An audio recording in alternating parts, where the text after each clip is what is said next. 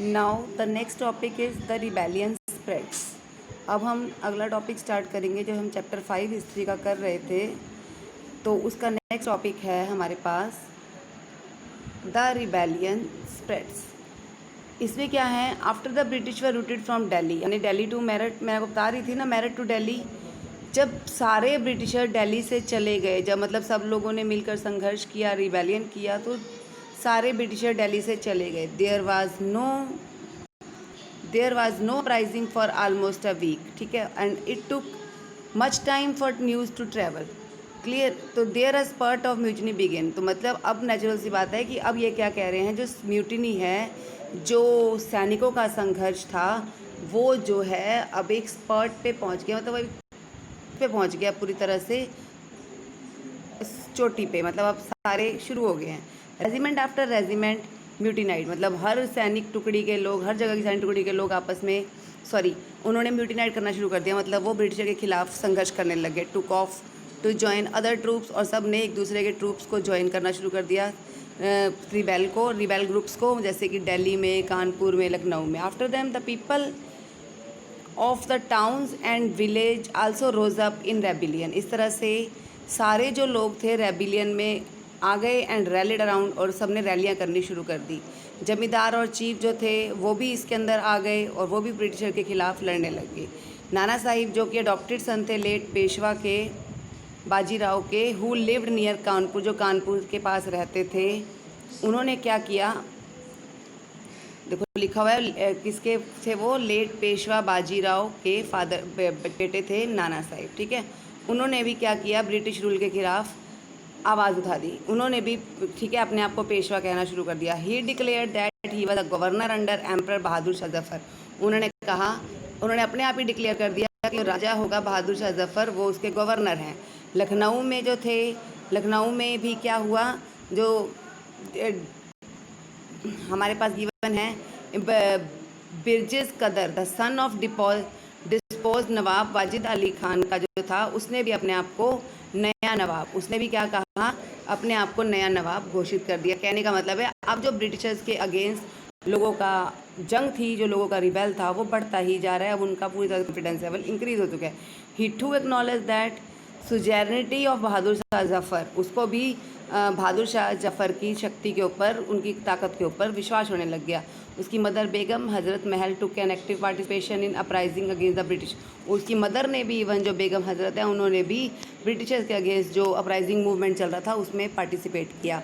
Similarly उसके बाद झांसी की रानी लक्ष्मीबाई, उसने भी इस रिबेल को ज्वाइन कर लिया और फॉट किया उसने भी, ठीक है ना, अलॉन्ग विद तांडे तोपे के साथ मिलकर उन्होंने भी ब्रिटिशर्स के खिलाफ जंग जारी कर दी। इस तरह से ये रिबेल जो है बढ़ता ही चला गया। आगे आपके पास the Britishers were greatly outnumbered by the rebel forces, they were defeated in a number of battles. अब वो हारने लग गए, बहुत सारी बैटल्स में वो हार गए। उनको लगने लग गया कि पूरी तरह से कि अब उनका जो ब्रिटिश रूल है वो कोलैप्स हो जाएगा, ठीक है। और अब उनको भी ये लगता था कि उनको वो छोड़ के जाना पड़ेगा। एज वेल एज इंडियंस को तो लगता ही था कि अब हमारा जो रिबेलियन है वो पूरी तरह से फैल गया है। A situation of widespread popular rebellion developed in the region of, अब इस तरह से देखो अवध में जो ये बढ़ा था, अवध से ये धीरे धीरे सारी जगह बढ़ता ही गया।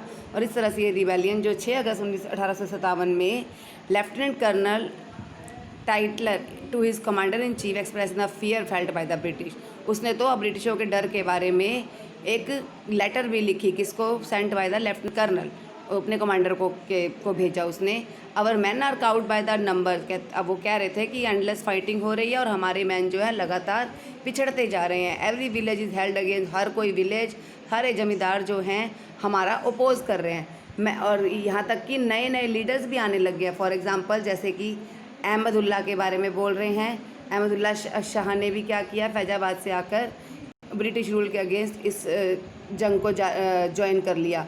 ही caught the imagination of people and raise a huge force of supporter, इस तरह से उनके सपोर्टर्स बहुत सारे इकट्ठे हो गए, ठीक है। और इस तरह से फाइट अगेंस्ट ब्रिटिश चलने लग गई और बढ़ने लग गई। इस तरह से उसके बाद दिल्ली में जो गाजीज रहते थे और भी बहुत सारे रिलीजियस वारियर्स थे, इवन सारे मतलब रिलीजियस ग्रुप भी देखो अब आने लग गए इसमें, वो भी इस इसके अंदर आ गए और उसके बाद बरेली के जो सोल्जर्स थे उन्होंने भी इस बहुत बड़े रिबेल में, जो कि अब रिबेलियन बन गया है, जो पहले म्यूटनी से अब रिबेलियन बन गया है, उसमें पार्टिसिपेट किया। इस तरह से जो ये रिबेल है वो बढ़ता ही जा रहा था। उसके बाद इसके अंदर देखो बिहार में जो ओल्ड ज़मींदार थे कुंवर सिंह, उन्होंने भी इस रिबेल को ज्वाइन किया और ब्रिटिशर के ख़िलाफ़ लड़ाई करी। और इस तरह से सारे लीडर्स और सारे फाइटर्स जो हैं वो जो हैं ब्रिटिशर्स के अगेंस्ट लड़ने लग गए। अब देखो आगे, अब हम क्या कहें कि इसका मतलब ये तो है नहीं कि ब्रिटिशर्स ख़त्म, भाई ब्रिटिशर्स की पावर ख़त्म हो गई। अभी हमें पता है 1947 में देश तो आज़ाद हुआ था हमारा। तो ब्रिटिशर्स ने अपनी हार नहीं मानी, कंपनी फाइट्स बैक। कंपनी ने दोबारा अपने कदम बढ़ाने के लिए, अपने आप को ऊंचा उठाने के लिए इस रिवोल्ट को रिप्रेस ख़त्म करने की कोशिश करी। ठीक है, कंपनी ने क्या किया, इस रिवोल्ट को ख़त्म करने की पूरी कोशिश करी। ठीक है, it brought enforcement from England, pass new laws, उन्होंने फिर नए रूल बनाने शुरू कर दिए। ठीक है, कुड बी कन्विक्टेड विद बड़ी ईजिली उन्होंने कोशिश किया कि इस रिवोल्ट के जो स्ट्रॉन्ग सेंटर है, मतलब जिनके ज़्यादा स्ट्रॉन्ग सेंटर्स हैं, उनको क्या करना है, उनको पहले उनको ख़त्म करना है। ख़त्म इन द सेंस उनको ये लगता था कि पहले जो हैं उन्हें उन स्ट्रॉन्ग सेंटर्स को जो रिवोल्ट के हैं उनको अपने अंदर रिकैप्चर करना है। इस तरह से जो लास्ट मुग़ल एम्परर थे बहादुर शाह ज़फ़र, उनको भी कोशिश की गई कि उनको हराया जाए, उनको हटाया जाए। इसलिए देखो उनको आजीवन कारावास की सज़ा भी दे दी गई थी। उसके जो लड़के थे उनको मार दिया गया था। ठीक है, उसकी वाइफ बेगम जीनत महल को तो उसको भी इवन जेल में, रंगून की जेल में डाल दिया गया था अक्टूबर 1850। और उसके बाद क्या हुआ, बहादुर शाह ज़फ़र की भी रंगून जेल में ही 1862 में डेथ हो गई।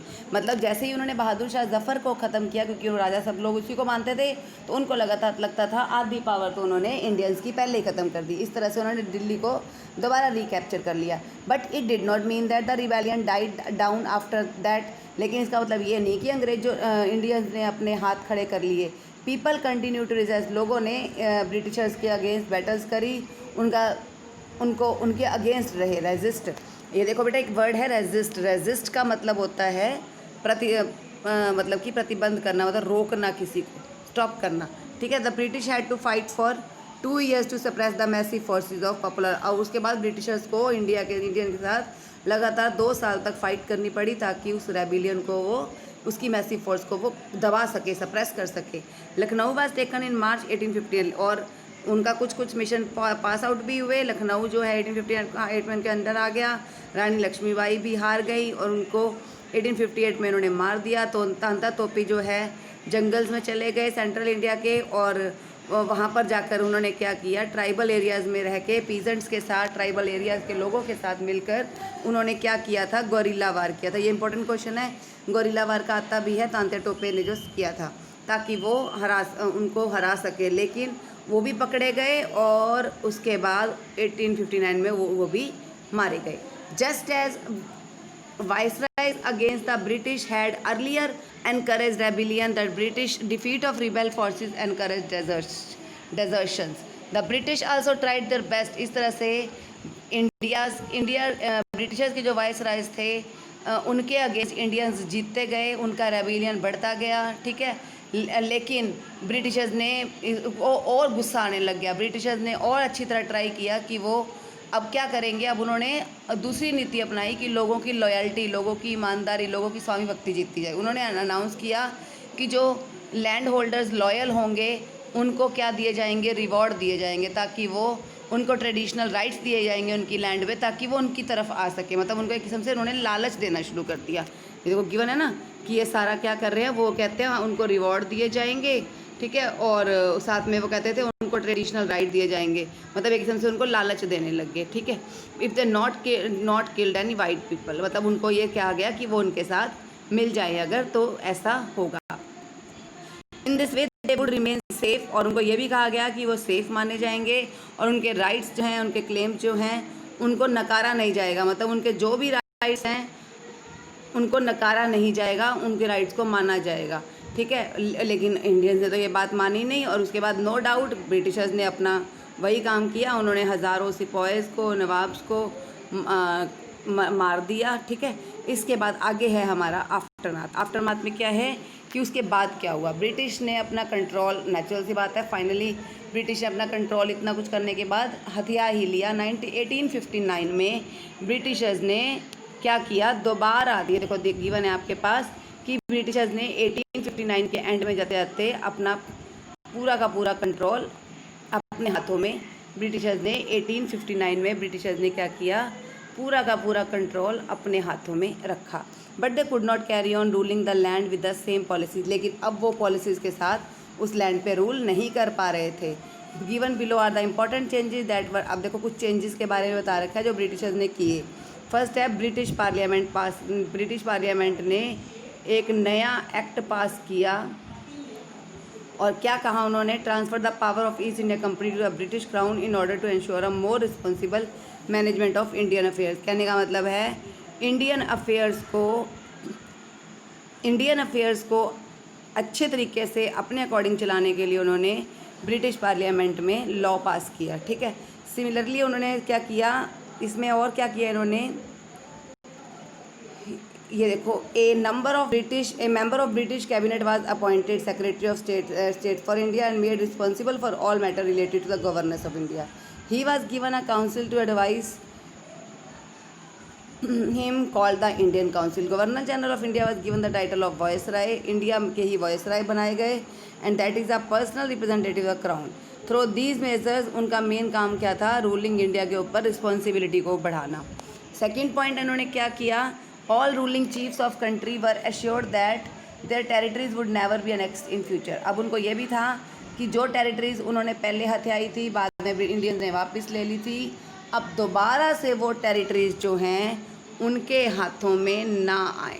किनके, इंडियंस के। उन्होंने ये भी सोचा, they were allowed to pass on their kingdom to their new, अपने आप ही उन्होंने अडॉप्टेड सन्स इवन शामिल करके राजाओं को वो उनके जो हायर्स थे, जो उनके लीगल हायर्स थे, उनको वो देने लग गए अपने आप ही किंगडम। मतलब वो उनको अपने हाथों में रखना चाहते थे, अपनी मुट्ठी में रख जाते थे, इसलिए उनके हाथों ऐसा कर रहे थे, कुछ प्लस पॉइंट्स कर रहे थे।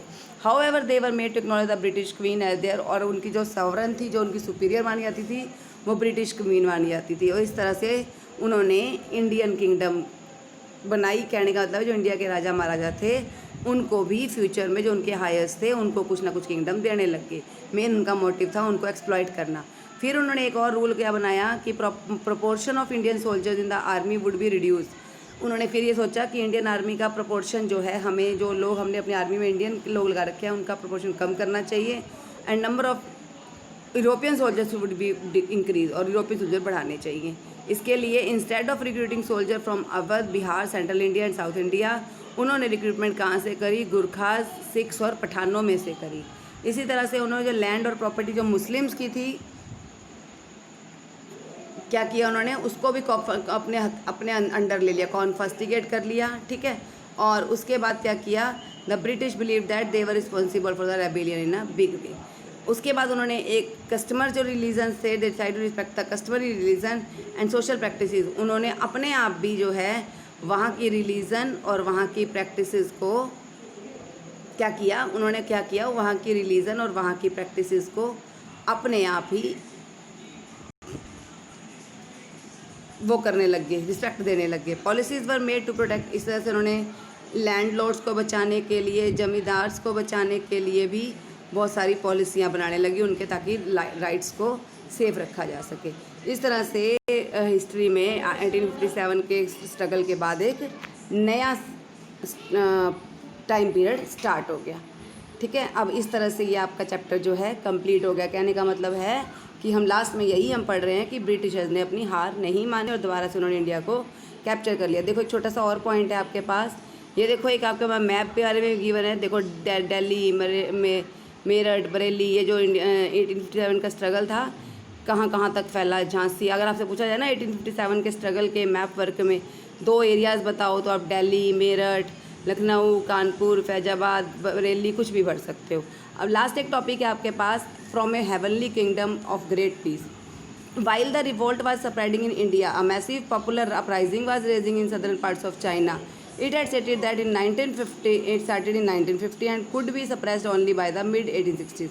लोगों ने, poor people were led by Hong Chuan to fight for the establishment of a kingdom of great peace. This was known as the Taiping Rebellion.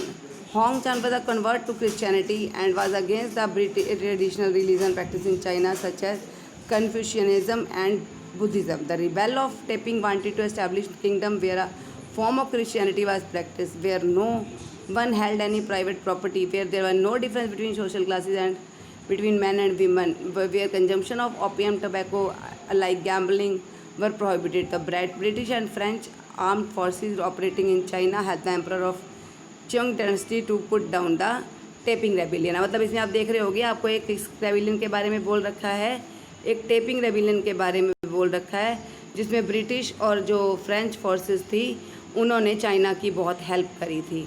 ठीक है, क्योंकि उस चाइना का जो वो पर्सन था वो सबको क्रिश्चियनिटी में चेंज करना चाहता था।